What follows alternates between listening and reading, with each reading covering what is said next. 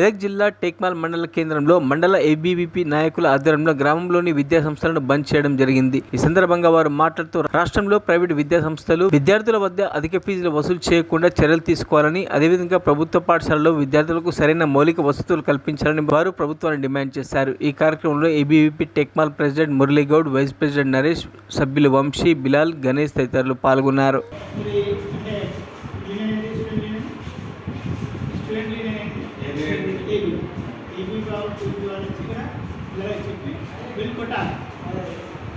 కొంటే అప్పుడు మాకు ఉన్నది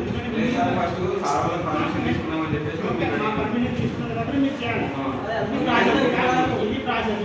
కానీ మాకు తెలిసి బందాడానికి మేము బంద్ పెట్టుకున్నది ఎందుకంటే అది చట్ట విరుద్ధం ఉంటుంది.